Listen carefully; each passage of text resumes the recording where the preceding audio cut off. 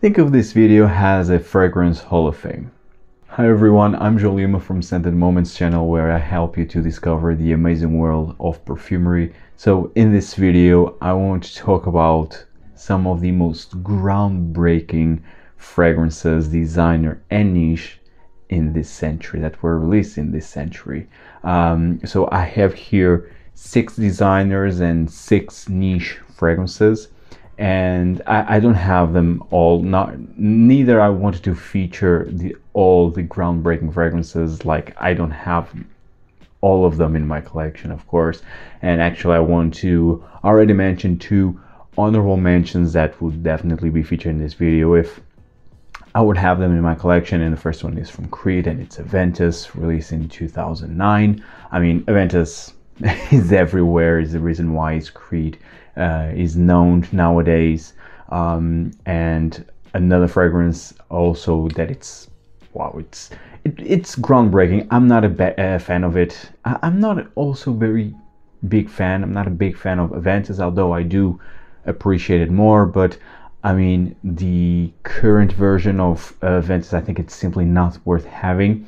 It's incredibly expensive, and quite honestly, nowadays you can find that fragrance DNA everywhere. I mean, almost every brand has their Creed Aventus take. So I mean, is it really worth it to have Aventus nowadays? I think not. And the other fragrance, this is more recent from Maison Francis Kurkdjian, and it's Baccarat Rouge 540. Now, I really don't like the original, the Eau de Parfum. What I'm appreciating more is the extrait. It's not as sweet, at least not on my skin, not as sweet. And it feels heavier on my skin. So I'm really appreciating more the extrait than the Eau de Parfum, but that fragrance DNA, it's now everywhere. And this is the topic of this video. So when I'm talking about groundbreaking, is really fragrances that were original, that were unique.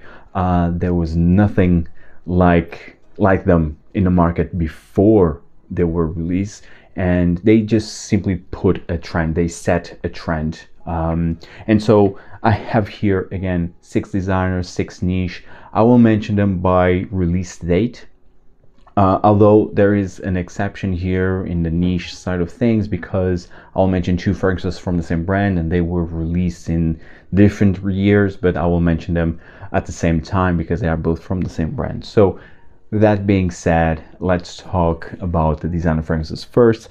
Now, the first fragrance here that for me it's groundbreaking, it's unique, and it's really set a trend.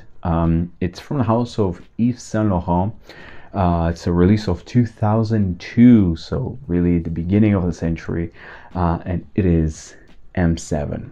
And this is the Oud Absolu version, as you can see. So this is the 2011 version, but quite honestly, I already tried the original M7 in the original bottle presentation, which I will leave here, and the difference is not that big. The original M7 didn't had this pronounced mandarin orange that this one has, but aside that, they are really similar fragrances. So this one, I think now this is really discontinued, even in this bottle presentation. So Oud Absolu, the creative director of this fragrance was Tom Ford, and this was the first Western oud fragrance in the mainstream market. So this really set a trend. This is that original. Yeah, and it's great. It smells good. This is oud wood before oud wood. The difference is that, and I can really see an oud wood feel from it. The difference is that I would say that this is even more complex in oud because of the orange, and because it's slightly more resinous, more dense than oud wood itself. But yes, unique, high quality fragrance, and it's the first Western oud designer scent. So I mean, just by that, it's groundbreaking and definitely Hall of Famer. Sadly discontinued. I mean, this is from a time where Yves Saint Laurent was big, was huge. The Yves Saint Laurent was relevant. It was relevant at the same, like tied with Chanel and Dior. That relevant, you know. Nowadays, Yves Saint Laurent is just let's say a shadow of its previous self, and it definitely is. Yves Saint Laurent now, it's far from. They really deviated from their uniqueness, from their DNA, let's say, and now they are just releasing fragrances like for the masses that just sells, which is, I mean, it's fine, but well, it's still sad to see from where they start and where they are right now. But well, that's just my opinion. But M7 Oud Absolu, if you can find this bottle, just grab it. I think it's really worth having, because again, it's that good, and it was groundbreaking when it was released in 2002. I mean, time flies. The next fragrance is from House of Dior, and this is a release from 2005. I mean, I think you know what fragrance I will talk about. It is Dior Homme. Now, this is the 2011 version. In 2011, they the designer brands kind of reformulated their fragrances, it seems. 2011 was the year of the reformulations. Because Dior Homme, the original, had a silver stem here, and it was created by Olivier Polge. This reformulation was created by François Demachy. Back then, it was the in-house parfumeur of Christian Dior. This one set a trend. This is groundbreaking. This is unique. To this day, this is right now a timeless classic, or more than classic, and it will be timeless. I mean, in 10, 20 years, I think this fragrance will still be talked about, because it was, if not the first, I think it was the first, but say in the comments down below if I'm wrong, but I think this was the first iris fragrance that was created, marketed towards men, and just by that, it's that unique. So this has the iris is powdery, lipsticky iris with cacao and woods. It's beautiful. This, for me, it's one of the best signature scents that you can have. It's one of my all-time favorite fragrances. I just adore this fragrance. And since the release of this fragrance, I mean, now you have, of course, the Dior Homme, the entire Dior Homme line, which for me, it's one of the best designer lines out there, if not the best. And from the Dior Homme line, you have the Valentino Uomo and Valentino Uomo Intense. Although Valentino, since they are under the L'Oréal umbrella, they kind of deviated from their scent DNA, but still, you still have them out there, Valentino Uomo and Valentino Uomo Intense, which are great, also created by Olivier Polge, both of them, which is today, Olivier Polge is the in-house parfumeur of Chanel. You have the Givenchy Gentleman line, I mean, also different. They have their own DNA, but you can feel the inspiration in Dior Homme. You have the Prada L'Homme line. So, I mean, you have quite a few designer fragrances that are heavily inspired by this scent DNA. And also in the niche side of things, you can also smell a lot of iris fragrances that you can feel the inspiration. I'm not saying that they are clones or whatever, not at all, but you can see the inspiration. So this fragrance really set a trend. And iris is one of my favorite notes, and I absolutely adore this. This is a masterpiece, groundbreaking. It's Dior Homme, the original, and forget the 2020. It's completely different. Next fragrance, this is from the house of Hermès, released in 2006. Dead Hermès. Wow, this fragrance also groundbreaking. Released. Created by Jean-Claude Ellena.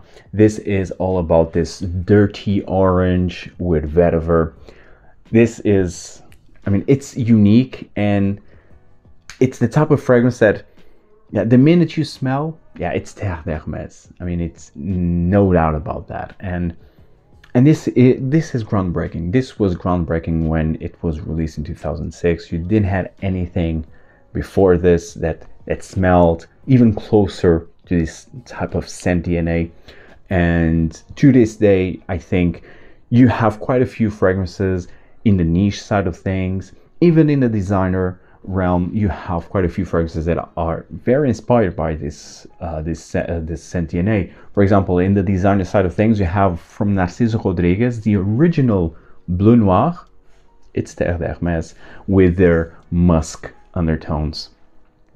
So that's just an example in the designer side of things. So Terre d'Hermès really set the trend. This dirty orange with vetiver. This is very classy, very elegant, mature. This was not love at first sniff for me because of that mature feel, because of that classic. It has a classic feel into it. It's what I want to say. And it was very hard for me when I first tried this fragrance, which was a lifetime ago almost. This was hard for me to pull off, but in time I really learned to appreciate this fragrance, and here we are. I have this already, I mean, for 4 years or even 5 years, maybe 4 years, no, 5. Time flies again. Sometimes I forget that we are already in 2023. I mean, mind-blowing. But yes, let's say 4 years, at least 4 or 5 years that I have Terre d'Hermès, the original.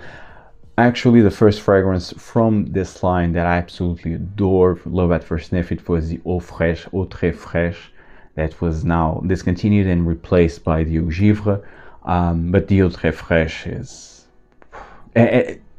in my humble opinion, of course, the Eau Très Fraîche for me still remains as the best Terre d'Hermès.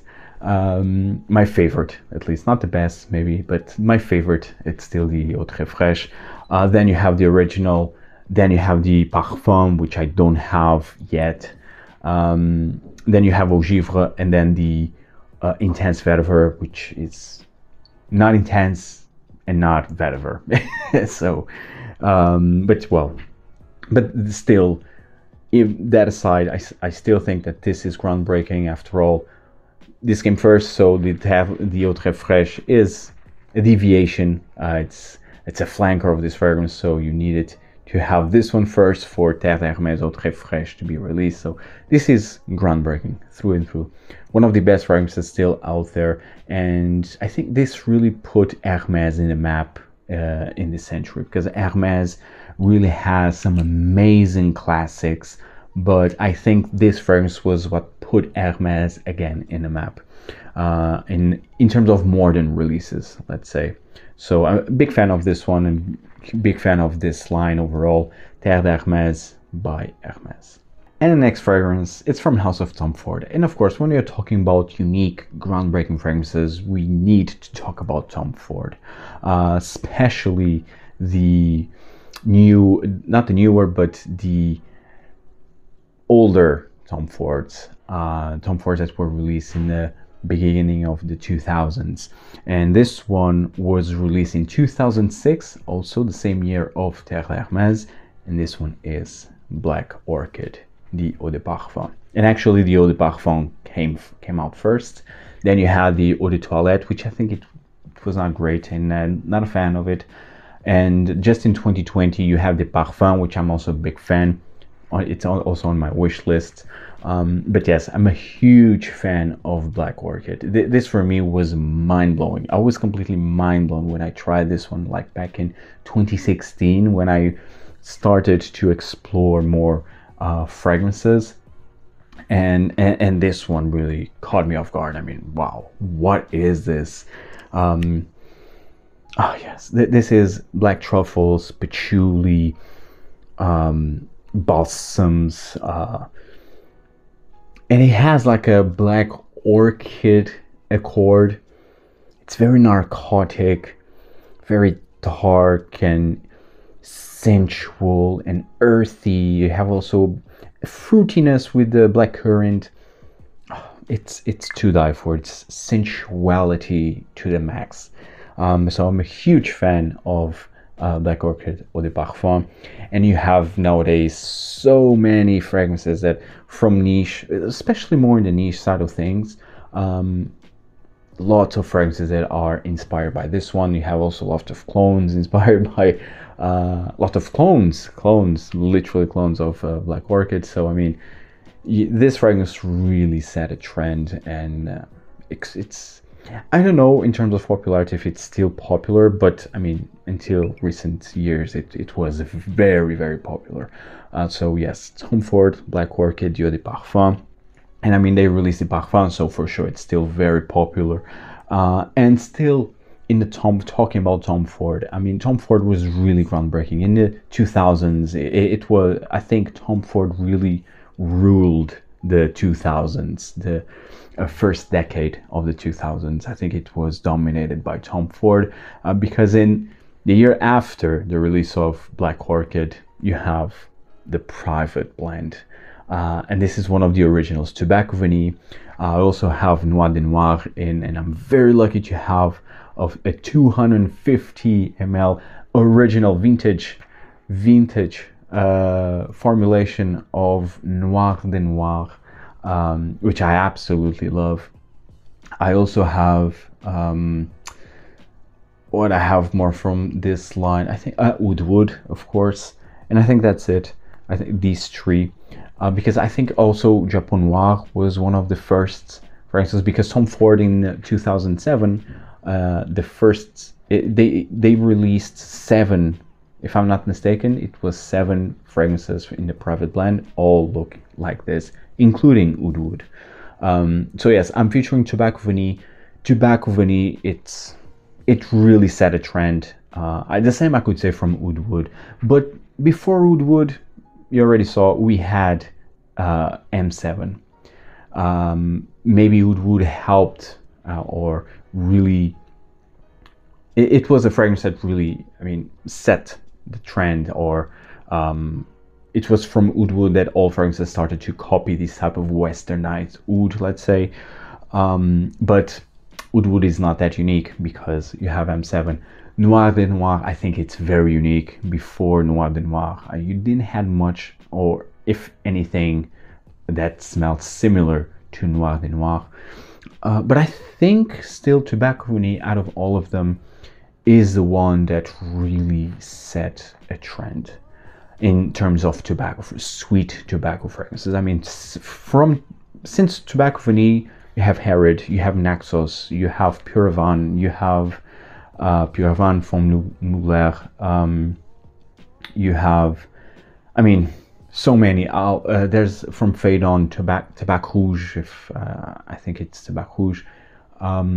So many, Frank Bouclet, Tobacco, the list goes on and on and on. I mean, so many sweet tobacco fragrances that came out after this. This really set a trend, I think, and to this day, this is one of the most popular fragrances ever, especially in the Tom Ford, especially when we're talking about exclusive design of fragrances. Tobacco Vanille is one of the fragrances that comes right away. So that's why I'm featuring Tobacco Vanille. Plus, I'm a huge fan of this. I have a very strong connection with this fragrance because Tobacco Vanille is responsible for me to discover niche fragrances. It was from Tobacco Vanille that I discovered niche fragrances. Now, although this is not a niche, it's not a niche fragrance, but when I first tried it in that store also was carrying niche brands. So yes, this really, I really have a lot of memories attached with this fragrance. So this is still to this day my favorite sweet tobacco scent. It's just I would say a timeless classic. I absolutely love this one. Groundbreaking, Tom Ford, Tobacco Vanille, but the private blend of Tom Ford overall, I think it's really groundbreaking. And last but definitely not least, from the designer side of things, from the house of Chanel, this is a release from 2010, and it is Bleu de Chanel. Now, this is the Eau de Parfum, which came out in 2014, 4 years after the original Eau de Toilette. The Eau de Parfum for me is the best version of the three, because you have a Chanel release a Parfum version. The Eau de Parfum for me, I think it's the most balanced of the three. You have still this juicy grapefruit, but you have the incense, and you have this slightly aquatic / ambroxan-ish feel. But I think everything, it's really well balanced, and it's also quite musky. Now, I really do like Bleu de Chanel Eau de Parfum. It's the best blue fragrance out there. Now, in 2010, you didn't had any blue fragrance before Bleu de Chanel. And then in 2015, I think, you had Dior Sauvage. And I think Dior Sauvage really kicked out the blue trend, but in Bleu, it's where all started. It was with Bleu that the blue genre started, and then of course with Dior Sauvage, then it went through the roof, and now you have countless blue fragrances out there, but and you just need really one blue fragrance, and Bleu de Chanel Eau de Parfum is the one. It's the only one that you need. This is signature scent worthy, and it's just great. I mean, I love the incense, I love the grapefruit in here, I love the muskiness, it has a bit of a shower gel feel, but it's balanced, it's smooth, it has the Chanel quality still. So this is the best, and much better than Dior Sauvage. Now you have the Dior Sauvage Elixir, which is for me completely different of Dior Sauvage. I absolutely love Elixir, by the way, but I think it's completely different. It's a 180 when you compare with the original Dior Sauvage or with the flankers of Dior Sauvage. But still, Bleu de Chanel, I think it's completely groundbreaking when it was released in 2010. Either you like it or not, and I think it deserves to be mentioned in this video. But this is my favorite version, released in 2014. It's the Eau de Parfum, and it's the best. Again, can't stress this enough. It's the best blue fragrance that you can have. Now let's talk about niche fragrances, and the first fragrance that I want to talk about is from Andy Tower, and it's L'air du désert Marocain. L'air du désert Marocain, for me, this is a masterpiece. This was released in 2005. This is a fragrance that really put Andy Tower in the map, and it's the reason why Andy Tower, I mean, it's incredibly famous, all started here. Although this was not his first fragrance, I think it's the first fragrance is it really says number 01, and it's Maroc, Le Maroc pour elle. I think it's the name of the fragrance, but then he released this one in 2005, and he skyrocketed basically. And he more than this fragrance, he really opened the doors to artisan indie brands out there, and so that's why I'm featuring Andy Tower as well, especially this fragrance, because again, this fragrance is an amber. Before this one, you already had Ambre Sultan from Serge Louton, which was released in 1993, if I'm not mistaken. And you already had Ambra Aurea from Parfum Roma, although not as popular back then. So this type of Sentier is not very unique, but still it added a uniqueness in terms of putting an image like you are in the desert. You feel the dryness, the dustiness of the desert, and this really puts that image the moment you smell this fragrance, and it's unique because of that, and it's groundbreaking because of that. And it's the reason why, for example, I started to discover more daring, bold, niche fragrances. This was actually one of my first niche purchases back in 2017. So yes, I also have a strong connection with L'air du désert Marocain, and again, this is Hall of Fame, an Hall of Fame worthy type of fragrance. Absolutely love this. This is one of the best amber fragrances out there. I mean, when you're talking about ambers, you need to talk about this one. And if you want to discover amber fragrances, you need to try this one. So it's that type of fragrance that, I mean, it's also a timeless fragrance. So released in 2005, a very groundbreaking fragrance. It's L'air du désert Marocain by and the Tower. Now the next two fragrances, both from Amouage. Of course, Amouage needed to be featured in here.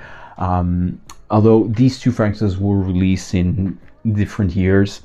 So this fragrance, the first fragrance that I want to talk about, is Jubilation 25, released in 2008. And the other one, it's of course Interlude Man, released in 2012. These two fragrances for me are truly groundbreaking. The most groundbreaking fragrances from Amouage, I would say, because of the trend that they set. I mean, just count how many fragrances are heavily inspired by these two scent DNAs. And before these two fragrances, you really did not have much, if any, fragrances that were smelling like any of these. I mean, maybe in Interlude you already had Black Afghano. I think Black Afghano, I don't have it, but if I would have a full bottle, I think I would feature Black Afghano here in this video, because Black Afghano really set a trend also in terms of this dark, bold, intensy fragrances. So I think Black Afghano, it deserves a mention, to say the least, but nothing like Interlude. I think these two are masterpieces. These two, I think, are the most popular fragrances from the brand, and it's for a reason. And it's also for a reason why you have two flankers of Interlude. And I think sooner than later you will have an extrait of Jubilation 25. I love both. Jubilation 25 it's regal. It's the definition of regal. If you want to talk about regal fragrances, rich, complex fragrances, you will talk about Jubilation 25. This is blackcurrant, very juicy blackcurrant with myrrh, with a pulpanax, with incense, with oud, with honey. It's a sweet, balsamic, fruity, resinous fragrance that it's done to perfection. And Interlude is smoky, dark, spicy, very heavy and intense fragrance. Oh, wow, both very complex. I think Interlude is more complex because it changes. Jubilation 25 on my skin doesn't change all that much, but either way, these two fragrances are groundbreaking, are Hall of Famers, and yeah, that's why I love them. It's the reason why I love Amouage. Although my first fragrance from Amouage was Lyric Man, which I absolutely love. It's my top 5 favorite Amouage.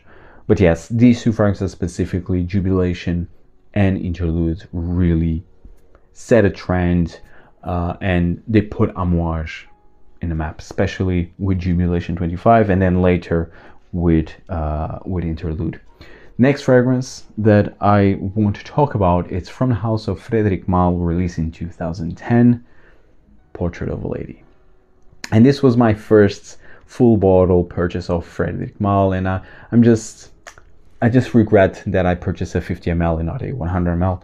But yes, this fragrance, Portrait of a Lady, is all about raspberry, rose, patchouli. These are the 3 main notes, and from Portrait of a Lady you now have like countless fragrances that have this rose patchouli combo, which I do appreciate, but I think this still is the one that did best to blend these two notes. So yes, I absolutely love this. Although the name Portrait of a Lady, I think this is quite masculine in my opinion, but of course, if you're a lady and if you like this fragrance, of course, feel free to wear it, because fragrances in general, they don't have any genre in my opinion, and this is beautiful. No exception, of course, in that matter, but this is beautiful. You have the raspberry, you have this velvety, realistic rose with an earthy patchouli. It's just to die for. It's very heavy and rich, very powerful scent. Absolutely love this. This is a masterpiece, and I'm very happy to have this, and it's Hall of Famer. I mean, I don't know if you had that many rose patchouli fragrances. Maybe, I don't know if they were as popular as Portrait of Lady, for example. I doubt. But I think really Portrait of Lady really set the trend of this type of scent DNA. So I absolutely love this. Groundbreaking, very unique in my opinion. It's Portrait of Lady by Frederic Malle, created by Dominique Ropion. Now the next fragrance, I think it might be a bit more controversial. Well, this fragrance house overall, I think it's a bit controversial because it's really a love or hate type of fragrance house. I love it. I love this house. Of course, there are some fragrances that I really do not like, but in general, I really do love this house. It's Xerjoff. Now, Xerjoff, as a brand, I would say they have very solid, amazing releases. Very few you can say that are groundbreaking. Very few. But this one specifically, and actually I could have mentioned another one from Xerjoff, but this one specifically, I think it's really groundbreaking. And it was released in 2012, and it is Alexandria II. I think this fragrance is groundbreaking. Why? Because it set a trend also. Although not huge, not as big as in Aventus or Baccarat Rouge, but still you have a lot of niche fragrances and a lot of clones that are inspired by this fragrance. So this scent DNA. This fragrance was incredibly unique when it was released in 2012. You didn't have anything that would smell like this. This is all about apple, lots of lavender, oud, cinnamon, rose. So this is a fresh, fruity, rosy scent with a very soft oud. Now, this fragrance might not be the most natural smelling scent, but I absolutely love it. I love the soapiness of the lavender in here. I think it gives really a very elegant touch with the rose. You have the playfulness of the apple and the cinnamon, and then you have the sensuality, the intensity of the soft wood. Now, this fragrance, because of the qualities that it has, I think it's very unique, groundbreaking. I think this fragrance really puts Xerjoff in a map. It is the fragrance that puts Xerjoff in a map. I could have also mentioned Erba Pura. Erba Pura, which is like it's very synthetic, but I love it. It's like a cocktail fruit salad with vanilla. It's a bomb. It's really a fruity bomb, let's say. And from Erba Pura, you also have quite a few fragrances that are inspired by that playful, fruity DNA. But I think Alexandria II is the one that really puts Xerjoff in the map. I would say. Although I think Erba Pura might be their best seller. But I think this is not that, it's not behind, doesn't fall that behind, I would say. Alexandria, and they have nowadays, I mean, 2 or 3 flankers, because they have Alexandria III, which I absolutely love. Currently, I do prefer Alexandria III because I feel that it's more elegant, it's more refined. Because they amped up the rose in there, and it's just to die for. And then you also have Alexandria Oriental, which is more heavy on the oud. It's the most daring of the Alexandria fragrances. But I think they kind of reformulated that fragrance, and now it doesn't smell the same. I heard that rumor. I don't know if it's true or not. But what I do know is that this fragrance is unique. I think it really deserves to be here because it's one of the best from Xerjoff. It really puts Xerjoff in a map, I think, this fragrance. And it's groundbreaking. It was groundbreaking, really set a trend. And Yeah, I absolutely love this. It's Alexandria II by Xerjoff from the Oud Stars collection, released in 2012. And last but definitely not least, this was released in 2019, a very recent release. Very recent, I mean, it has already 4 years almost, so but still fairly recent when comparing with the other fragrances that I already mentioned. This is from Marc-Antoine Barrois, Ganymed. Now, I think that this fragrance, first of all, this fragrance is already the best seller of the brand, and Ganymed will really set a trend. I think it's still not visible because we are still in the Baccarat Rouge fever, but I think the next fever will definitely be this one, because this one has everything. It has an underlying sweetness, but it's definitely not as sweet as, for example, Baccarat Rouge. This is definitely more versatile and, in my opinion, more likable. So here you have osmanthus that creates like a peachy impression with violet leaves. So you have also saffron. This basically, it's like a fruity floral, very ozonic, mineral, a bit watery, leathery scent. It's unique, so unique. I never smelled anything like this before. This was love at first sniff. Actually, I was one of the first fragrance reviewers that reviewed this fragrance, and yes, I mean, I'm very happy that this fragrance is getting a lot of attention because it really deserves it. It's very unique, groundbreaking, and I think that this will set a trend. Yeah, Ganymed. And I also like Ensalade, and I also like the original, the first fragrance that Marc-Antoine Barrois released, which was B683, I think it's the name. But this is still my favorite of all of them.